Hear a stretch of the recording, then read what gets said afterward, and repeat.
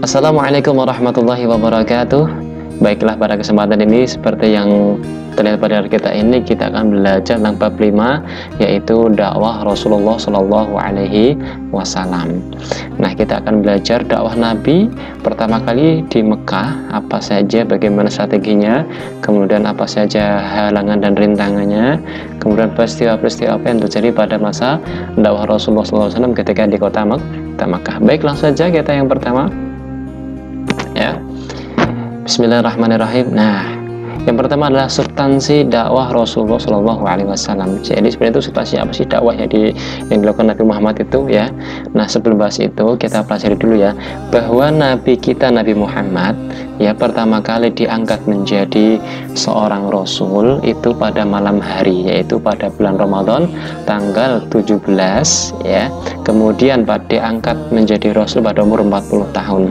Kemudian Jibril datang untuk membacakan wahyu kepada Rasulullah, yaitu surat Al-Alaq ayat 1 sampai 5. Teman-teman pasti sudah hafal dong ya, surat Al-Alaq ayat 1 sampai 5.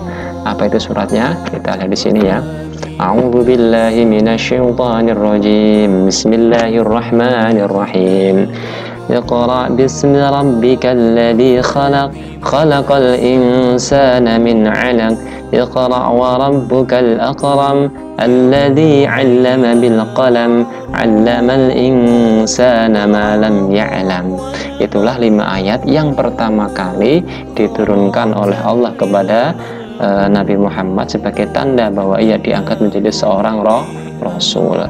Nah, artinya bacalah dengan menyebut nama Tuhanmu yang menciptakan manusia dari segumpal darah. Bacalah dengan nama Tuhanmu yang maha pemurah, yang mengajarkan manusia dengan perantaraan menulis atau membaca. Dia mengajarkan kepada manusia apa yang tidak diketahuinya. Wallahu a'lam bimuradih. Allah lebih tahu maksud daripada arti daripada ayat ini tersebut ya. Nah, kemudian apa sih Pak ajaran-ajaran Rasulullah SAW ketika di kota Mekah? Apa sih yang didakwahkan gitu ya? Yang pertama adalah akidah.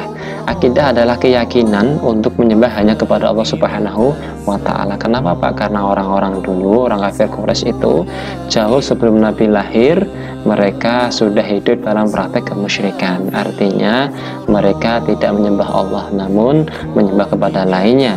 Bisa batu, ya, bisa berhala, patung, pohon besar, dan lain sebagainya. Setelah Rasulullah mengajarkan akidah, yang kedua adalah akhlak mulia. Bagaimana setelah itu Rasulullah memberikan contoh kepada kaum kafir Quraisy, kepada keluarganya, para sahabatnya, bahwa setelah akidah kita sudah mantap, baru yang kedua adalah akhlak mulia, yaitu apa?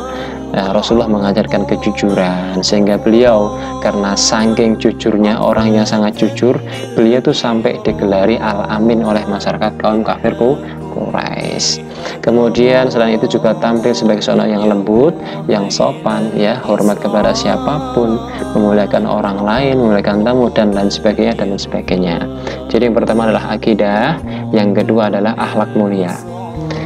Kemudian selanjutnya, bagaimana sih Pak strateginya Rasulullah SAW ketika di kota Mekah ini, dakwahnya bagaimana strateginya? Nah, yang pertama ada 2 strategi. Yang pertama adalah dakwah secara diam-diam. Dalam bahasa Arabnya ad-dakwah bi asir, yaitu dakwah secara diam-diam. Gimana Rasulullah SAW itu dakwah Islam hanya kepada orang-orang terdekat, ya, keluarganya, para sahabatnya.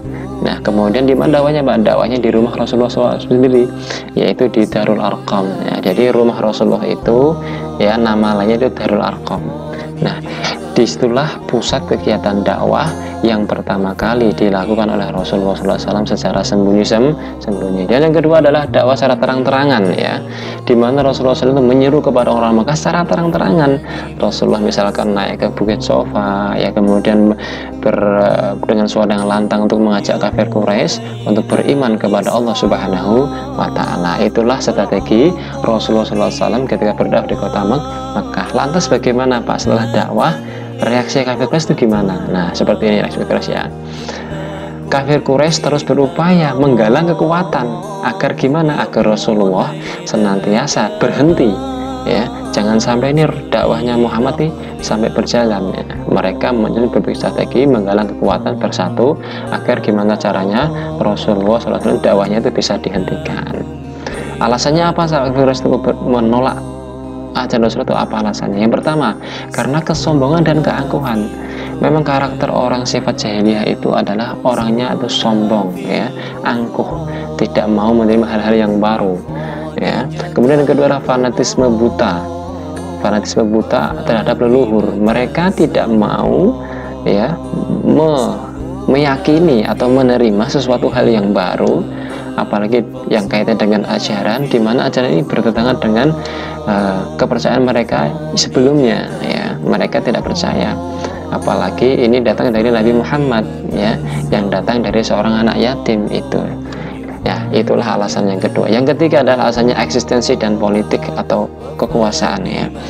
Kalau mereka ikutin ajaran Nabi Muhammad, tentunya mereka yang punya kekuasaan pengaruhnya akan lemah. Kenapa? Karena ketika ikut ajaran Nabi Muhammad, otomatis dia akan ikut kepada Nabi Muhammad, dan Nabi Muhammad itu sebagai pemimpinnya. Nah, mereka nggak mau kehilangan posisi mereka terhadap kekuasaan mereka, tidak mau kehilangan pengaruh mereka terhadap kaum kafir lainnya, seperti itu ya. Nah, selanjutnya bagaimana Pak contoh bentuk penolakannya Pak? Nah, ini seperti ini, hanya contoh saja. Contohnya pertama Abu Lahab dan istrinya ya. Seringkali beliau itu mereka itu Abu Lahab dan istrinya itu melempari kotoran domba ke kepala Nabi. Kemudian Hamzah ini paman Nabi juga ya, paman Nabi, tapi yang membela Nabi membalasnya dengan menembakkan barang yang sama kepada kepala Abu Lahab. Jadi kompak nih, Abu Lahab dan istrinya itu kompak selalu menghina Nabi Muhammad SAW ya.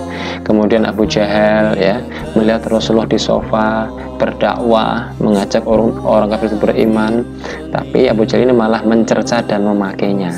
Dianggap Nabi Muhammad itu nabi yang dusta ya, dicaci, nggak usah ikutin Nabi Muhammad, itu Nabi Muhammad itu orang yang dusta, orangnya berbohong, nggak usah ikutin. Nah, itu contoh kecilnya.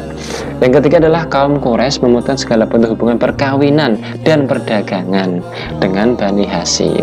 Maksudnya gimana Pak? Maksudnya adalah kaum kafir Quraisy tahu bahwa Nabi Muhammad merupakan adalah keturunan dari Bani Hashim.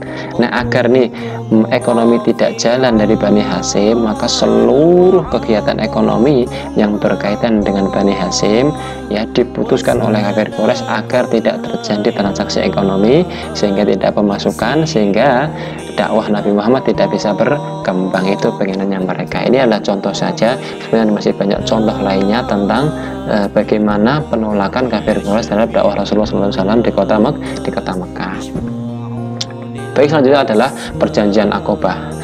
Gimana Pak maksudnya Pak di sini? Kok ada perjanjian tiba-tiba Pak? Nah, kerasnya penolakan kafir Quraisy terhadap dakwah Nabi Muhammad ya, membuat Nabi Muhammad punya strategi lain untuk mendakwakan agama Islam terhadap kabilah-kabilah lain ya. Teman-teman harus tahu bahwa di zaman itu ya banyak sekali kabilah-kabilah, banyak suku-suku ya. Kalau kita Jawa, Sunda, Batak, Madura segala macam banyak. Nah, Nabi Muhammad tahu bahwa orang-orang kafir Quraisy dan suku-suku yang di kota Mekah ini sudah mereka menolak ya, tahu akan menolak ajaran Rasulullah SAW. Maka Rasulullah mengadakan perjanjian Aqabah. Gimana Pak? Nah, alurnya Pak, alurnya gimana? Nah, awalnya seperti ini ya. Kedatangan orang-orang Yasrib, orang suku-suku Madinah itu ya, pertama dari Khosraj itu datang ke Mekah untuk apa? Untuk ziarah, karena mereka tiap tahun pasti ziarah kota Mekah untuk melaksanakan ibadah. Nah, kedatangan mereka diketahui oleh Nabi Muhammad, dan beliau pun segera menemui mereka, dan di antara mereka mengatakan, inilah Nabi yang dijanjikan orang Yahudi kepada kita, dan jangan sampai orang Yahudi membantu kita. Artinya apa? Orang Yasrib itu tahu bahwa nanti akan ada Nabi ya yang datang, yang terakhir. Nah, inilah ciri-ciri Nabi yang sesuai dengan Nabi yang telah dikatakan oleh orang-orang Yahudi. Nah, seperti itu. Yang kedua, pada musim ziarah berikutnya datanglah 12 penduduk Yasrib menemui Nabi Muhammad. Nah, disinilah Nabi Muhammad mengadakan perjanjian. Apa yang pertama? Tidak boleh menyekutukan Allah, tidak mencuri, tidak berzina, tidak boleh bunuh anak, tidak boleh mengumpat, tidak boleh memfitnah, baik depan atau belakang, jangan melakukan kebaikan, ya. Siapapun yang melakukan akan dapat perjanjian, akan dapat surga dari Allah Subhanahu wa taala, ya kan? Nah, siapapun yang mematuhi semua itu akan dapat pahala dari Allah Subhanahu wa taala, dan jika ada persoalan yang melanggar, maka semuanya dikembalikan kepada Allah Subhanahu wa taala. Seperti itu, ya. Kemudian pada tahun 610 Masehi, ya, kemudian peziarah Yasrib datang dengan jumlah yang lebih banyak, itu 75 orang. Nah, kemudian ditemani oleh Abbas Abdul Muthalib, paman Nabi Muhammad SAW sendiri, ya, menyarankan perjanjian lagi di Aqabah lagi. Maka perjanjian ini dinamakan perjanjian Aqabah yang kedua. Jadi Rasulullah strateginya adalah mengadakan perjanjian dengan orang-orang Yasrib. Yasrib mana sih Pak? Yasrib inilah cikal bakal adanya kota Madinah Al-Munawwarah. Nah, selanjutnya, ya, hijrah. Ya, ini adalah hijrah yang pertama. Kemana Pak hijrah pertama, Pak? Ya, nah, untuk menghindari bahaya penyiksaan, ya, Nabi Muhammad menyarankan kepada para sahabatnya untuk hijrah ke Abyssinia atau Al-Habasyah. Al-Habasyah itu adalah kalau sekarang itu negara Ethiopia. Nah, dengan pertama kali 19 orang, 11 laki-laki dan 4 perempuan datang ke negeri Habasah, di mana waktu itu, ya, dipimpin oleh Raja Najasyi, yaitu sebutan untuk Raja Al-Habasah atau Abyssinia. Loh Pak, memangnya di sana itu udah Islam Pak, kok Rasulullah nyuruh ke sana? Belum. Di sana itu Kristen, cuman Kristen yang taat. Nah, artinya tidak artinya apa? Mereka menerima siapapun yang datang dengan tujuan yang baik, gitu. Kemudian yang kedua, ketika mendengar keadaan Mekah telah aman, ya, yang 15 orang tadi balik lagi ke Mekah. Nah, ternyata di sana malah tambah ada penyiksaan lagi dari kaum kafir Quraisy. Sehingga apa? Mereka kembali lagi ke Abyssinia atau Habasyah, ya, pada tahun 615 Masehi. Kali ini dengan jumlah yang lebih banyak, yang awalnya 15, ya, kemudian balik lagi ke sana, ke Al-Habasyah atau Ethiopia sebanyak 80 orang. Nah, 80 orang ini hijrah sampai Nabi Muhammad selesai hijrah ke kota Madinah. Nah, inilah peristiwa hijrah, inilah dianggap sebagai hijrah yang pertama kali dilakukan oleh orang-orang Islam. Kemana hijrahnya? Ke negara Habasyah atau Ethiopia, seperti itu, ya. Kemudian Pak, hijrah kaum muslim yang kedua itu apa Pak? Yaitu hijrah ke kota Yasrib. Nah, peristiwa Aqabah kedua yang tadi saya sampaikan, ya, malah makin banyak penyiksaan.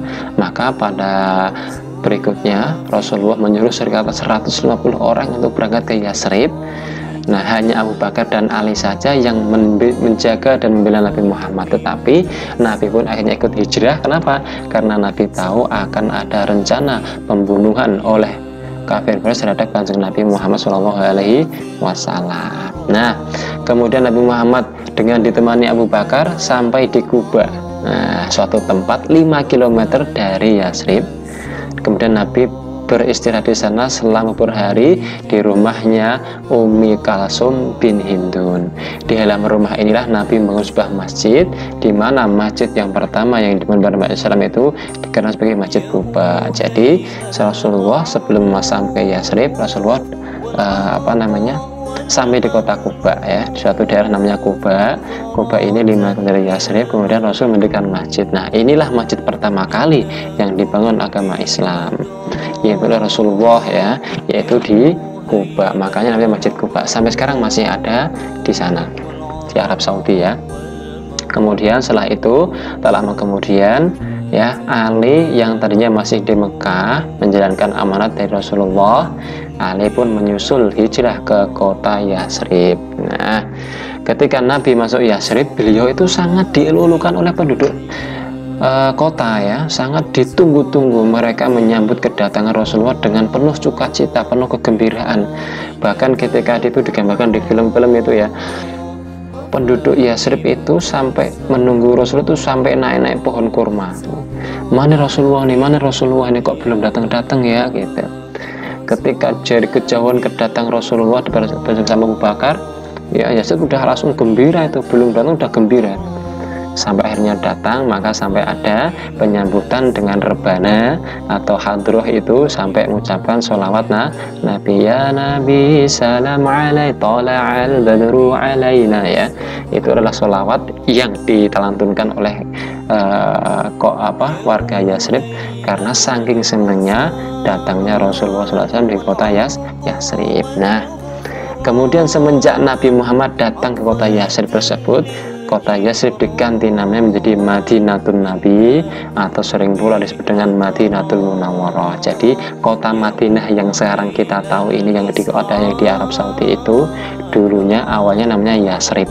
Ya, ketika Rasulullah dari Mekah hijrah ke kota Madinah, Yasrib itu diubah menjadi kota Madinah Al-Munawwarah atau kota Madinatul Nabi. Kenapa, Pak? Ya, Madinatul Munawwarah itu adalah kota yang bercahaya. Kenapa? Karena memang dari sanalah ya Islam memancar kepada seluruh dunia sampai kepada kita. Nah, itulah teman-teman penjelasan kita pada kesempatan ini, mudah-mudahan bermanfaat ya. Apabila ada salah kata, salah ucap, atau hal yang kurang pas, tentunya saya masih belajar, mohon maaf ya. Terima kasih banyak atas perhatiannya. Saya ucapkan assalamualaikum warahmatullahi wabarakatuh. Semoga bermanfaat.